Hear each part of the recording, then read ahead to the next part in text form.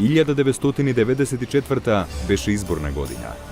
За прв пат во историјата на Република Македонија, како самостојна и независна држава, требаше да се одржат демократски и повеќепартиски избори. Во заднината, државата ја демне затегнати меѓуетнички односи, како и братоубиствената војна која и натаму се водеше во Хрватска и Босна. На 8 февруари пристигна признавањето од Соединетите Американски држави под референтното име ПЈРМ или ФИРОМ.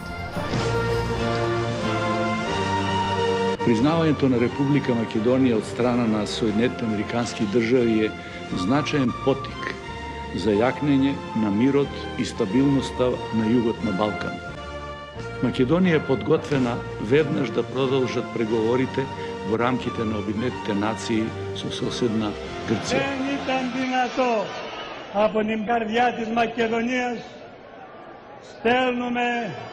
Во Грција развие еден национализам пандан нешто на српскиот.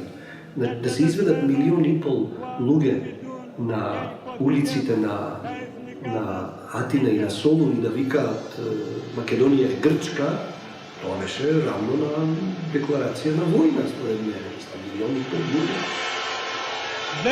Тоа беше стравно, жестока пропаганда. Арнама политичарите станаа заробеници на таа политика и не можеа да си ја вршат дипломатската мисија.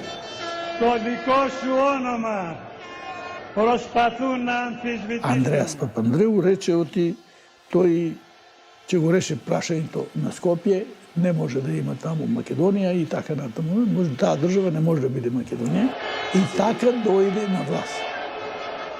Како човек политичар доследен, проба не може да не збрише, ние остануваме такви какви што бееме и во февруари ни спроведе блокада.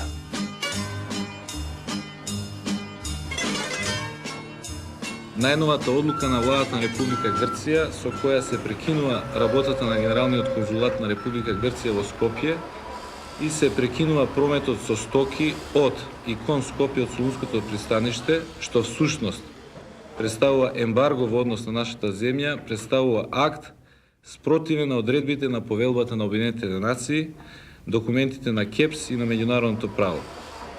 Зачудува фактот што во време кога во светската заедница се вложуваат огромни напори за мирно и спогодбено решавање и на најсложените проблеми, вклучително и за запирање на војната во Босна, Република Грција, член на Обединетите нации, КЕПС, НАТО, Советот на Европа и актуелен председавач на Европската Унија, превзема вакви мерки спрема нашата независна и миролюбива земја, кои се во исто време испротивни на меѓународното право. На 23 февруари, Европскиот комесар од Холандија Ханс ван дер Брук престојуваше во Скопје и Атина во безуспешен обид да најде решение за грчкото ембарго. Европската унија ја осуди на самитот во Јанина беше наложено да се подигне таа блокада, што Грција не го стори.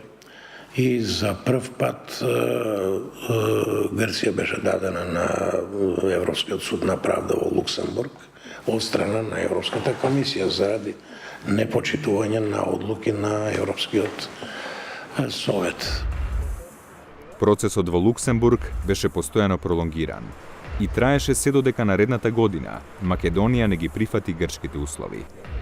Со Грција практично имавме провокации на границата од типот на навлегување на бојни авиони од кај во Бришечки лет, например, од кај Дојран, со полукруг се враќа назад, понатаму на навлегување во Преспанското езеро на територија на Македонија со чамци бојни, и друго имавме пукање над главите кај селото Муин, тоа е во Гевгелиско, кога луѓето береле грозје, и сите тие инциденти беа провокација за да се види како ќе реагира Македонија. Имаше тогаш и провокации од новинарите, доаѓа ви влегоа авиони, а вие не реагирате. Појдов кај врховниот командант, го замоли нешто, некоја нота да им се испрати да нас играат тие работи, бидејќи граници е граница, не можете да прелетите границата како сакате. Затоа и ние ја покачивме борбената готовост на јазиците. Бевме тотално будни, некои единици ги доведоме близ до границата, но среќа е што ни Грција не се почувствува поканета да дојде тука, а веројатно имало и притисок од страна да не прави некои грешки и така натаму. Во Бугарија со внимание се следат македонско-грчките односи и последиците од 2,5-месечната грчка блокада врз економската ситуација на Македонија, со изразена готовност да и се помогне на нашата земја од бугарска страна. Економската блокада што ја создаде, воведе Република Грција и ги прекине сите транспортни можности за увоз на потребните репроматеријали и за нашиот извоз преку Солунското пристаниште, особено на нафтените деривати и на нафтата за рафинеријата за стопанството и друго, мора да се пренасочат и тука мора да се биде свесен и да се изјави благодарност кон тогашните бугарски власти што ги отстапија сите транспортни можности од пристаништа до железнички возни парк, да може Република Македонија колку толку од таа блокада да обезбеди снабдување со нафтени деривати и посебно мазот за стопанството.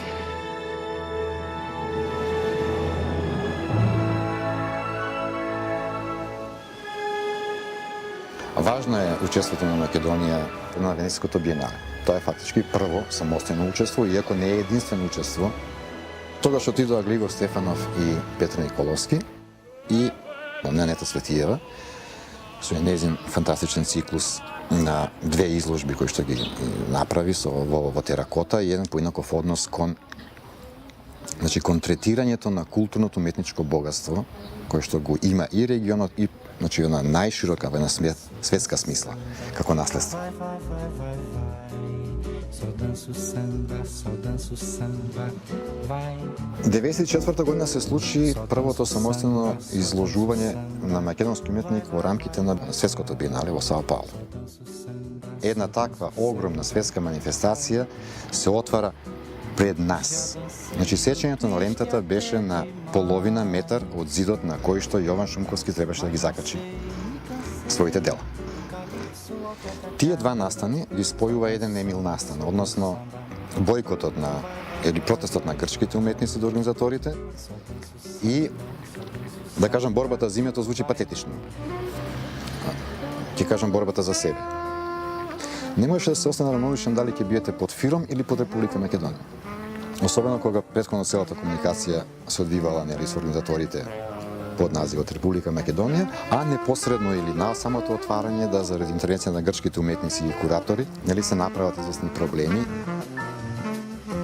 Не е само да избереме квалитетен уметник, да го представиме најдобро колку што можеме, да Македонија се појави во меѓународниот ликовен простор, туку дека требаше да се действува и во едни политизирани води.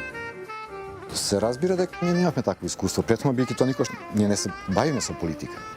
Меѓутоа, бевме свесни дека ќе треба да уметноста го напушти своето комотно, да кажам така, привилегирано место или фотелја и дека треба да засука ракави и да се бави со малку поинакви проблеми. За жал, за изложувањето на Јован Шумковски до Сао Пауло, тоа се одрази и на самото уметничко дело, значи на представувањето. Тогаш уметникот одлучивме, како да кажам, заедно да изложуваме со протест, наместо да ги изложиме делата. Само ги отворивме сандаците, да може да се види дека има тука нешто спакувано, а не е изложено. И кога помина тој влегувачки бран, дури тогаш нам ни падна криво, всушност.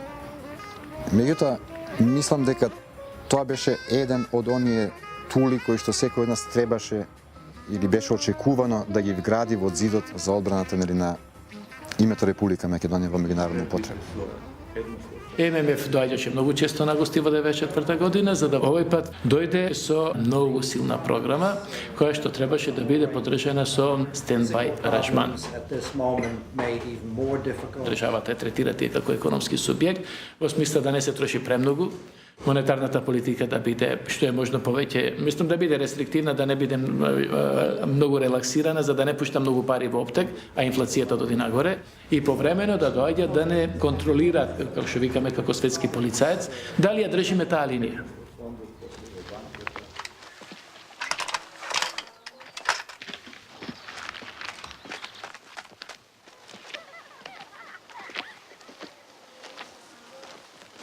Ирдита. Пушкан? Идам кај Хана. Хана Халили. Што ќе ти ме Хана? Не сме се виделе 16 години. Само една почи да покажам, подароци носам за децата, ама никому зло не мислам.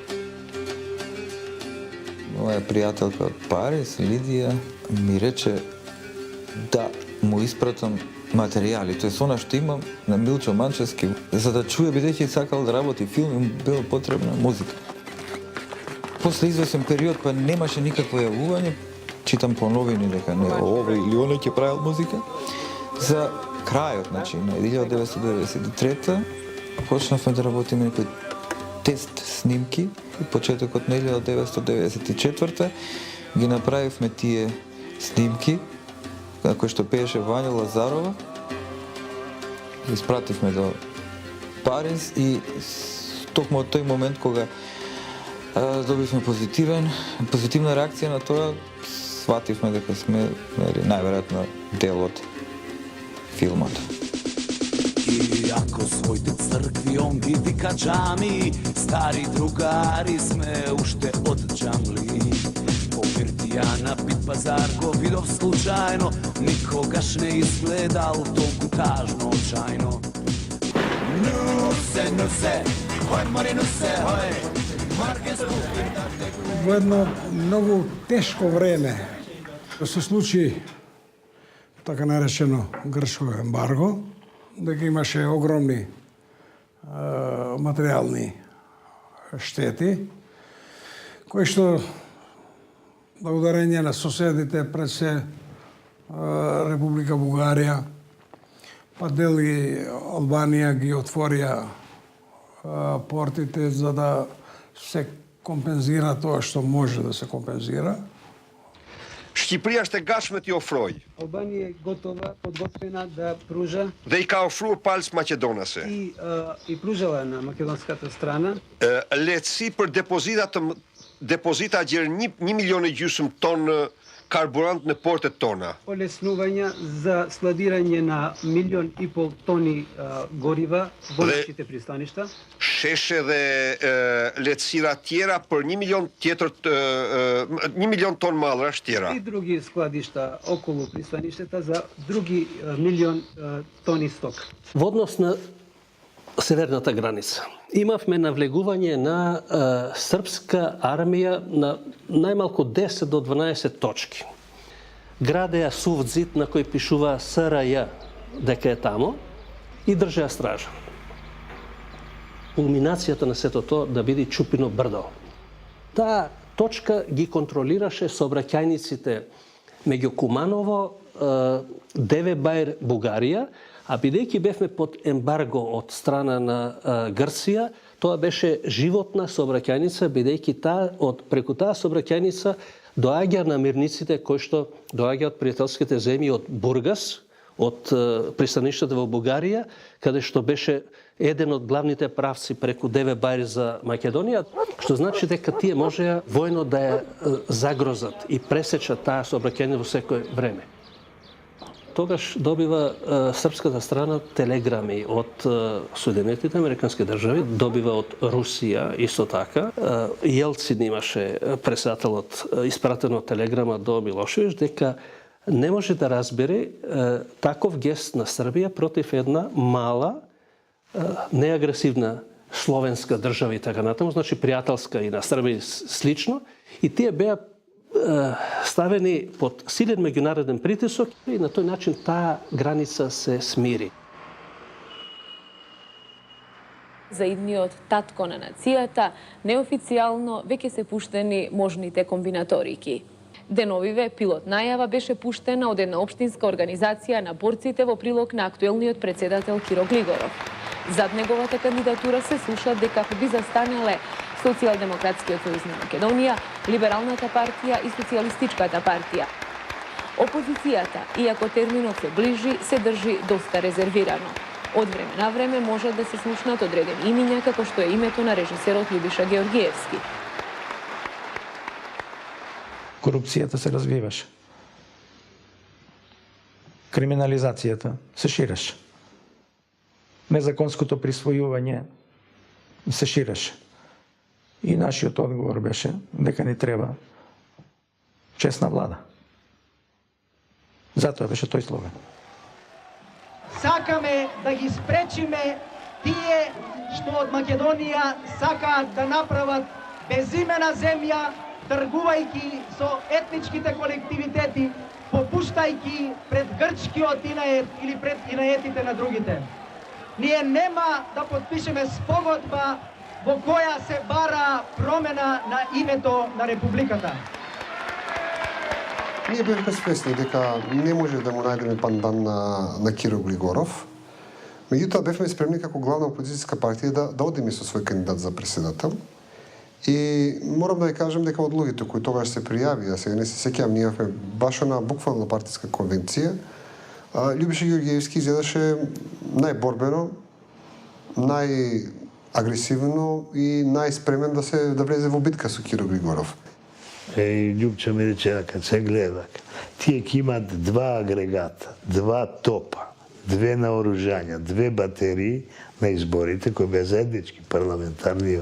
А ние, ако немаме против кандидат на Киро Глигоров, ќе имаме еден топ.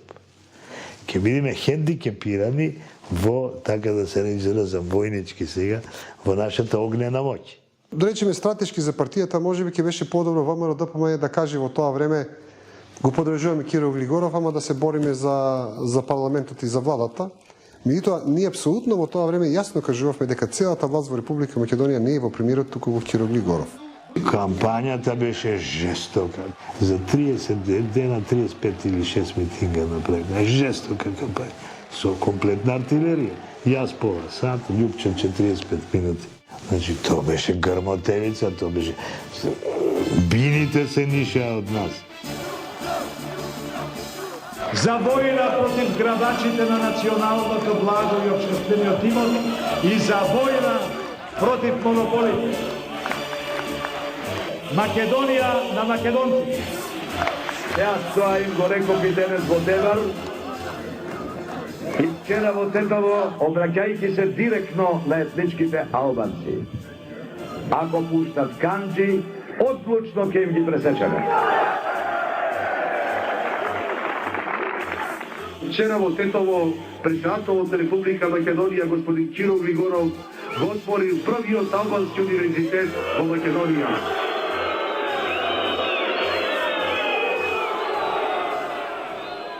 Тие настани заправо откри колку е тенка почвата на мирот во Македонија. Требаше само еден немил догаѓај да се претвори во една опасна етничка нелагодност. Јас морам да кажем, во сите тие години имаше доста екстремни изјави на мултиетнички планијата, албанците кон нас и од македонските партии кон нив.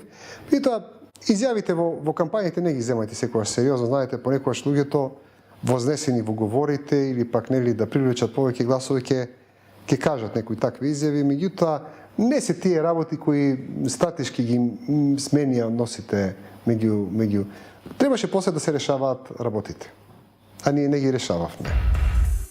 Во изборниот процес 1994 година бев избран како член на Државна изборна комисија. Учествував како судија кој е избран преку парламентот.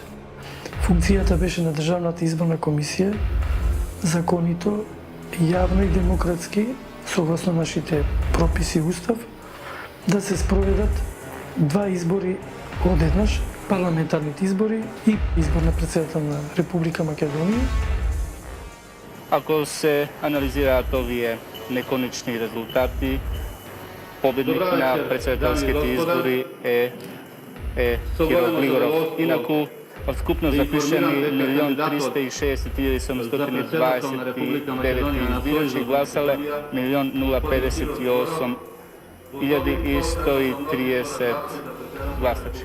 Изборните резултати не беа утврдени верификувани од самата комисија, а второ и цензусот не беше постигнат и требаше да се оди на втор круг председателски избори. Тогаш доживеав огнена крштевка во политиката и тоа ше сватив политиката, ама скроз, од А до З. И тоа сватив дека политиката е дисциплина од 10 бој, валкање во кал. Сметав дека се направи груба повреда на не само на изборниот процес, туку и на демократијата со избирање на председател на државата на еден нерегуларен начин.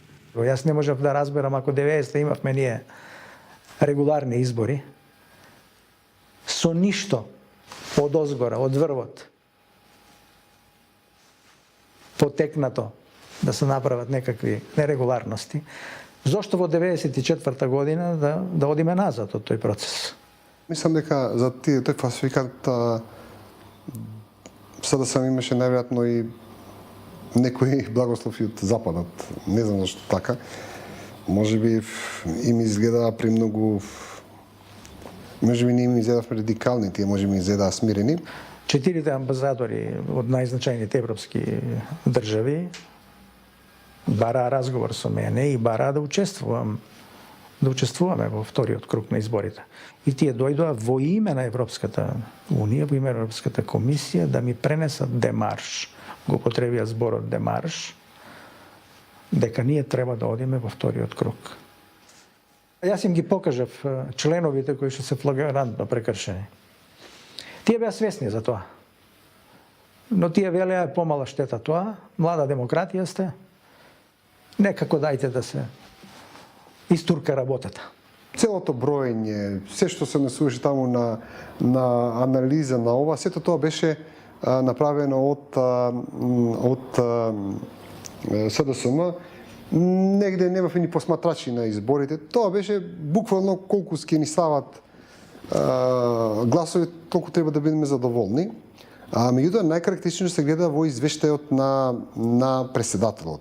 Тоа беа, ми се чини, 7 извештаи кои ДИК ги објавуваше во текот на самиот ден на гласањето и кога почна пребројувањето во првите 2 дена. Значи, во првите 2 дена таму јасно се гледаше дека Киро Глигоров како кандидат на СДСМ има 49%.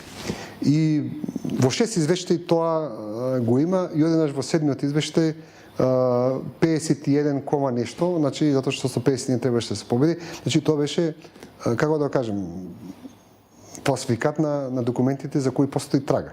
Вториот кандидат Ѓоргиевски во првиот круг доби 200.000 гласови, тој не можеше да го зголеми бројот.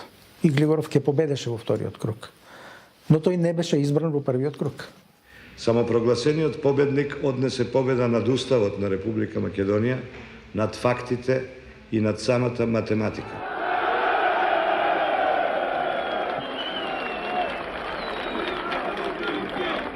Денот кога оваа власт ќе падне е близу. Не може да се воспостави држава со циркуски избори. Нема да молчиме. нема да им дозволиме и натаму да го газат нашето достоинство. Нема да гледаме мирно како крадат имот на граѓаните, како ја фалсификуваат волјата на граѓаните, како го продаваат името на државата. И падна една чудна одлука на ВМРО тогаш, според моje убедување многу погрешна, да се бойкотираат изборите, се остави Социјалдемократскиот сојуз да ги има сите практично пратенички места и ние добивме мнозинство и 1994 година направивме пак коалиција со СДС. Можеше да се случи СДСМ и да дозволи наши 10 на 15 пратеники да влезат во вториот круг, односно да победат во вториот круг. И тоа ние оценивме дека тоа е работа со која што непотребно ќе дадеме легитимитет. Уште една грешка направија Лјупчовци, јас ќе ја кажам, затоа што така и се десе, што се бойкотира изборите 1994 година.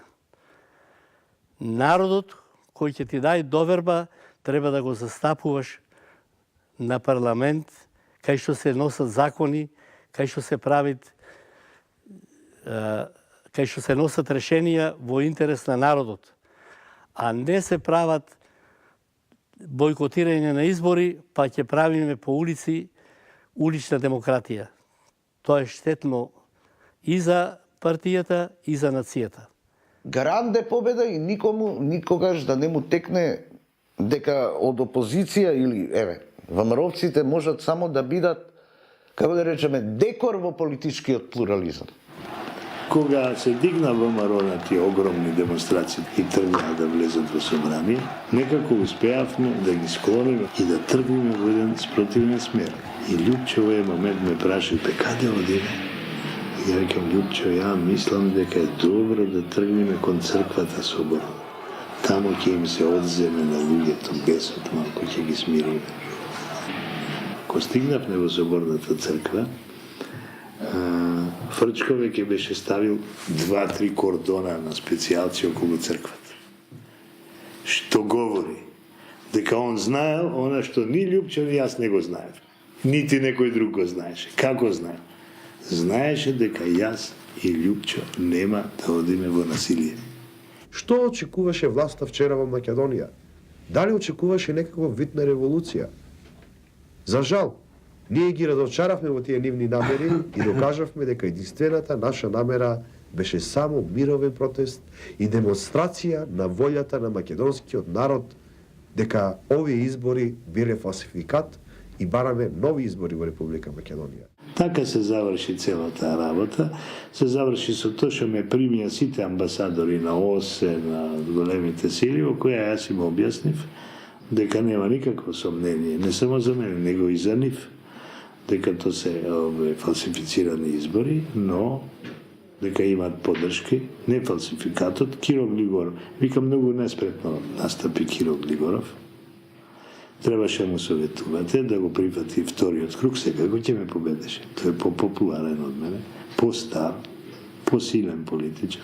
Не беше проблем да ме победи. Но он се уплаши и пребрза, сакаше да нема кампања уште 15 дена. Тоа се политички операции од византиски тип. Само ние тогаш, кога си блиску до времето и до настанот и до играчот, ти гледаш камче, нема логика, ќе се расправаш, ама некојаш ќе те убедат, некојаш ќе си голтнеш, некојаш ќе речеш па шо знам ја, и не ја гледаш, ние тоа што викаме големата слика. Има еден епилог, да ви кажам, има еден епилог. Се појави една спекулација која тврдеше дека од потребните од 6 души беа комисија изборна. За да се подпише за валиден еден резултат, треба најмалку 4 да го подпишат. Поќе од 50%. Двајца, знаеме сигурни, дадоа оставки и не Черепналковски и овој, дадоа отказ. Значи, останаа 4. И сега, се пронесе една вест дека секретарката во таа комисија, не знам како се викаше таа господја, на собранието, што беше секретарка тогаш, исто така демонстративно одбила да подпише. И дека решението со кое се вработува господин Григоров за председател на ВРВ имало 3 подписи, што значи било фалично.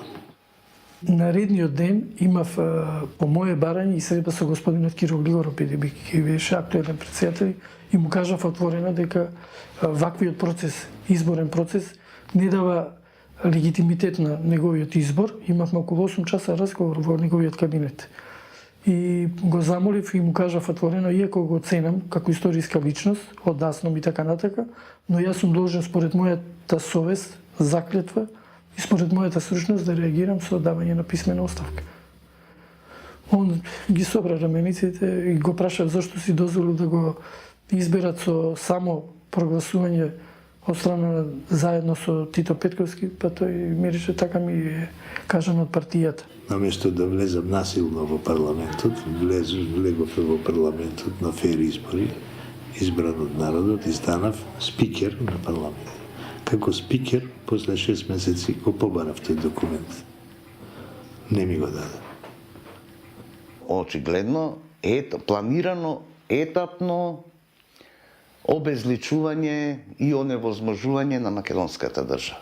Тоа, мислам дека било план. Што се покажа и со изборите 94-та, и со жестоката победа, значи 100:1, опозиција се откажала, еднопартиски парламент си направил, и почеток на приватизација.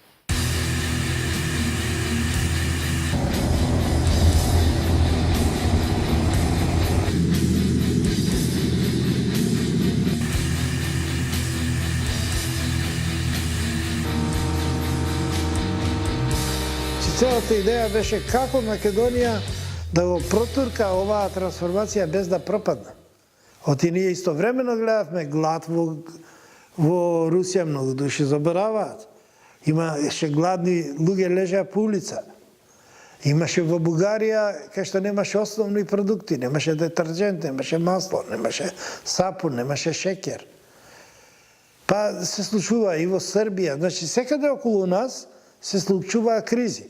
Од тука кога го градевме концептот за приватизација, рековме прво на Македонија да не се случи ваква криза, да дојде до работна екзистенција, тоа е број 1.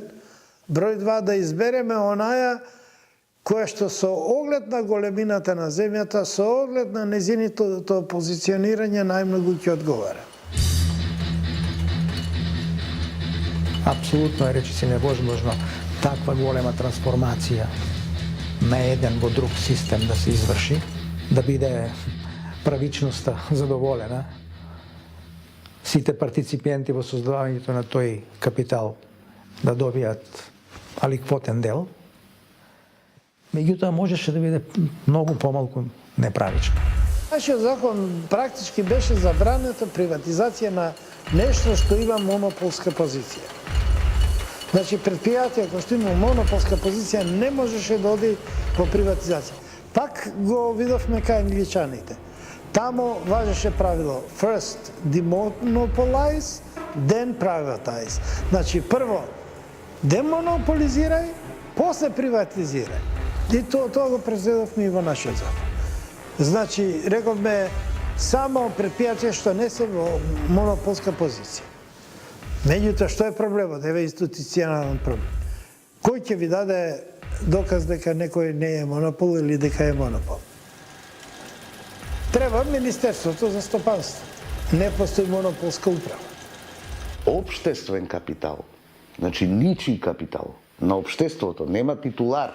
Обштествен капитал не го трансформираш во државен со титулар познат за да можеш после да го приватизираш, туку од обштество го предаваш на своји партиски приватници, на директори од социјалистичко време, партијата што како подобни ги поставувал.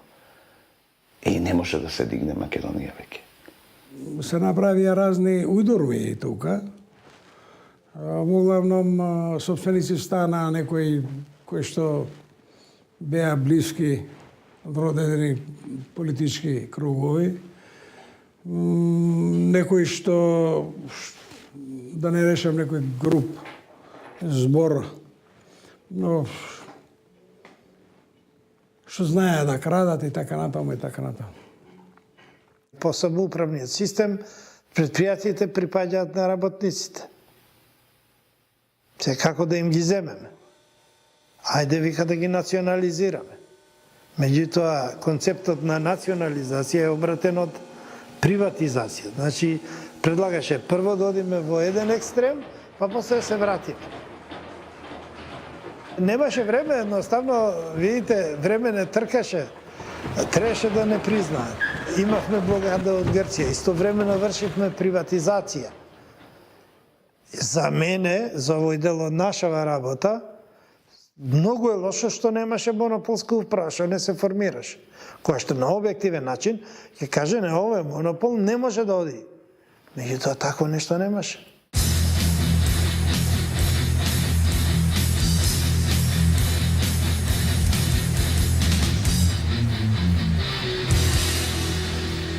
Приватизацијата траеше со години.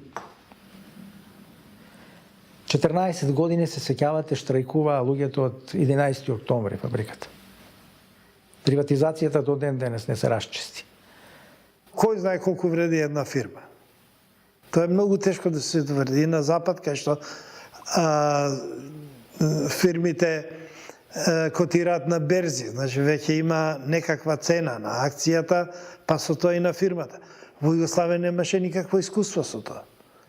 И ние се плашевме дека тој концепт во Македонија ќе направи ршум. Моделот што беше избран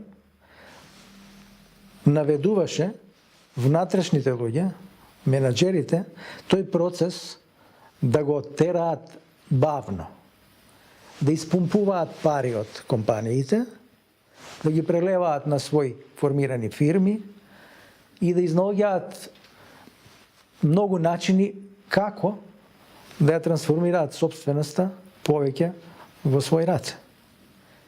И тоа одеше на сметка на обезвреднување на капиталот, девастација на капиталот, на фиксниот капитал и отпуштање на работници поголемо отколку што би дошло.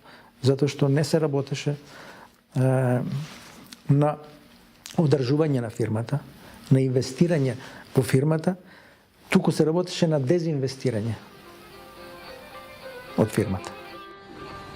Непосредно по изборите во државата, доаѓа до влошување на меѓуетничките односи. Прво со резултатите од пописот, а потоа со интервенцијата на МВР на Универзитетот во Мала Речица, за кој тогашните власти се изјаснија дека е нелегален и политички мотивиран.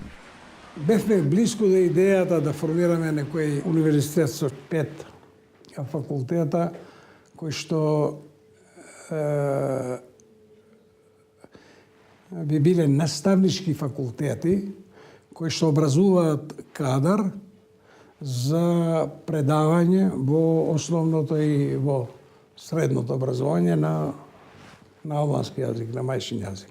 Оно што господата го прават представува дрско кршење на уставната рамка и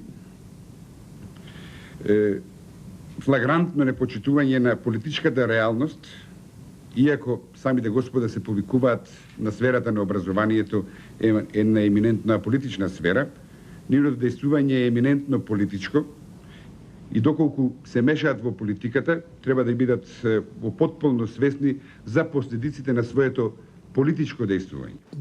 Со сати разговараме во кабинетот на председателот Глигоров за излегување од кризата.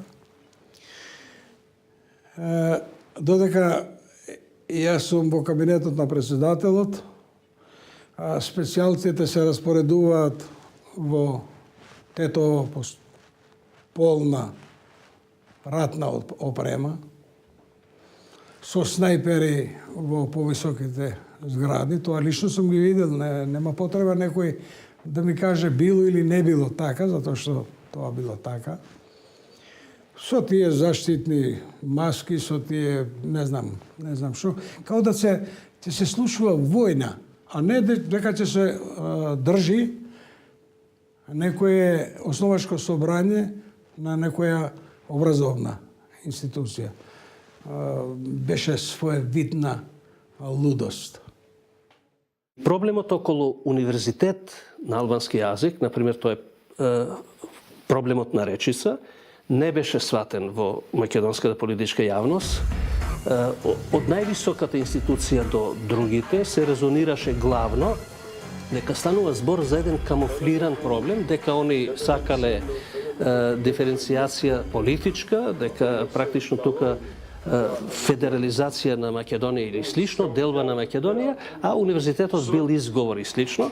И тука настана оној проблем, например, со Речица, каде што имаше жртва една, кога демонстрира, што значи дека македонските власти настапија кусогледо, да речем дури слепо, бидејќи никој во Европа не можеше да ги разбери со административни мерки и спремни дури и на жртви да спречуваат образование. Моса!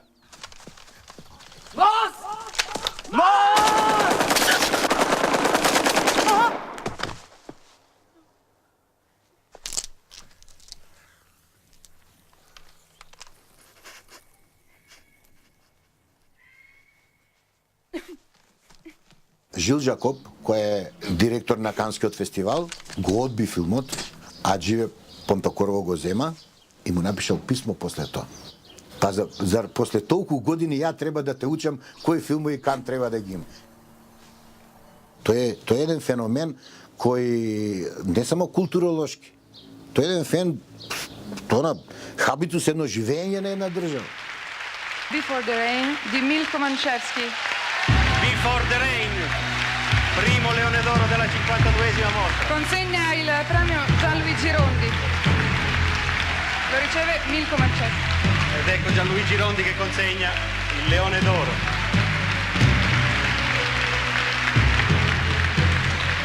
Aspetta, please.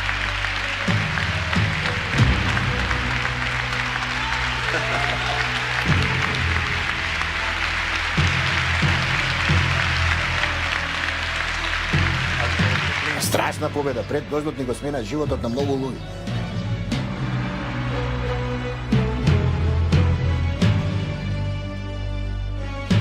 Милчо Манчевски си го донесе филмот во Македонија да се снима и да добие пари, тоа е негова заслуга. Нити јас, нити било кој од Македонија, ни држава, ни влада, ни никој не може да каже дека учествувале во тоа. Се создаде една негативна атмосфера према тој филм. Кај нас во Македонија, во Скопје. Се снима во Македонија, македонски филм, се фалиме, а последни го поддржавме филмот. Британија како земја беше згазната за тој филм застаната толку да министерот за култура на енглеска пишуваше писмо на министерот за култура на Македонија. Прво 5% требаше Македонија да е, па 6,5%, па 7,5% и на крај 7,5-8% дадовме тука, али добивме права за 10%. Мацо, ќе пукам, слушаш? Ќе пука, Мацо. Мачко. Мацо, ќе пука, Мацо! Пукај бе, братуче, пукај. Watched by more people than any other network. ABC. Кога дојде филмот да се пријавува за Оскар, ние си го присвоивме филм. И он отиде како македонски филм. ABC, притисната од грчкото лоби во Америка, реагираја зашто Македонија е представена како Republic of Macedonia. Милчо одма реагираше уште истиот ден, излезе во Daily Variety на насловна страна дека филмот ќе се повлече, дека не сме задоволни на начинот на кој во последен момент ни го менуваат името, зашто ние во сите апликации и во сите документи до пред тоа што беше излезено беше како Република Македонија. И ние се договоривме ќе си го земеме филмот и нема да дозволиме прикажување. Али веќе цел свет знае кои се номинирани. Тоа е негативен ефект. Како такви глави, такви стручњаци за продукција, за владење со светот, не го предвиделе дека овој проблем може да се случи. Што ми преостанува? Попладне петок, се више затворено, седнуеме у кола и одиме кај Бранко Лустик. Он е член на академијата, познава доста луѓе, а и продуцент кој работи за Стивен Спилберг, кој е една икона, да кажам. Во исто време и Сајмон Пери покрена некоја акција. Без разлика колку е он е европски човек, енглески јак, познава луѓе, али од две страни почнавме да работиме. Оно колку што беше нашата моќ. Максимално. Што се случи? Джероми Айронс, кој ги најавуваше филмовите кои се од неанглиско говорно подрачје, кога дојде да го најави филмот Before the Rain, на екранот има Before the Rain и он почнува да зборува. Овој филм доаѓа од Македонија. Филмските работници ја викаат Republic of Macedonia, а United Nations и почна да карикира. The country the filmmakers call Macedonia and the UN calls the former Yugoslav Republic of Macedonia. И тоа толку симпатично излезе и тоа мислам дури дека беше еден надвор од сценариото. Значи вие ги користите секундите кои се за адвертайзинг. Имате да кажете, тоа е многу прецизно направено, тоа е неверојатно колку хирушки, поише од хирушки прецизно направено.